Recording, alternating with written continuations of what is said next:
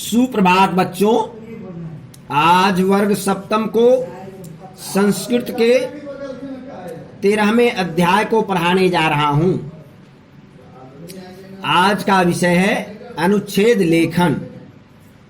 अनुच्छेद लिखने में उसकी भाषा सरल होनी चाहिए और उसका भाव स्पष्ट होना चाहिए, तब आप अनुच्छेद को अच्छे ढंग से लिख सकते हैं और उसको समझ सकते हैं।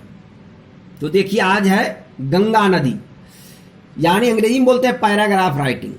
गंगा नदी पर आप आज अनुच्छेद इस प्रकार लिखें, मैं बता रहा हूं। अस्माकं देशे सर्वासु नदीसु गंगा अतिश्रेष्ठा प्रधाना पवित्रतमा च वर्तते। देखिए, आप हिंदी भी इसका बता देते हैं।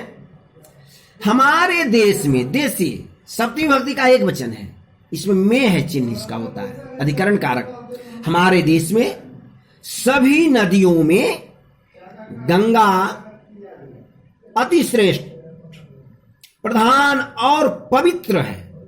गंगा नदी जो है सो सभी नदियों में प्रधान है और श्रेष्ठ है। यम, यम जो है स्त्रीलिंग है, सब हिमालयात है, पंचमी विभक्ति का एक वचन है, शेष का चिन्ह है। तो यम हिमालयात, यह हिमालय से निकलकर बंगाल की खाड़ी में गिरती है। यम हिमालयात निसृत्य बंगोपसागरे पतति। अस्याः पावने तटे बहवः विशालाः प्राचीनाः नगर्यः स्थिताः सन्ति। इसके पावन तट पर बहुत से विशाल और प्राचीन नगर अवस्थित हैं, यथा जैसे हरिद्वार, प्रयाग, वाराणसी, पाटलिपुत्रादि। जैसे हरिद्वार, प्रयाग, वाराणसी, पाटलिपुत्र आदि, ये जो सब नगर है बहुत बड़े बड़े, सब गंगा के तट पर अवस्थित हैं। अस्माकं सभ्यता संस्कृति एषु नगरेषु उन्नता जाता। हमारी जो सभ्यता है, संस्कृति है, वह नगरों में उन्नत जाना जाता है, सभी नगरों में। गंगा एव भारतवर्षस्य धार्मिक विचारधारायाः पारिचायका अस्ति। गंगा ही भारतवर्ष की धार्मिक विचारधारा का परिचायक है। कौन? गंगा। चिरकाल रक्षिते अपि गंगा जले कीटाणु न प्रभवन्ति।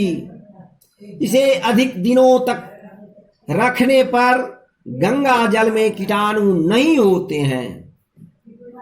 अतएव गंगा नदी नित्या पूजनीया, वंदनीया, सेवनीया च।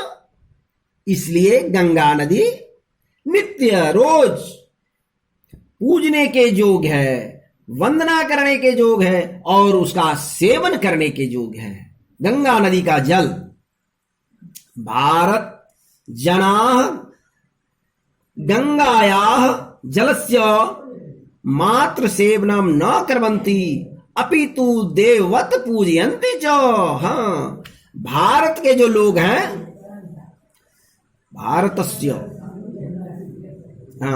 भारत के जो लोग हैं, वो गंगा के जल को मात्र सेवन ही नहीं करते हैं, बल्कि देवों की पूजा भी करते हैं इसी जल से। गंगा स्मरण मात्रेण पापः शिरः धुनोति इति कथ्यते।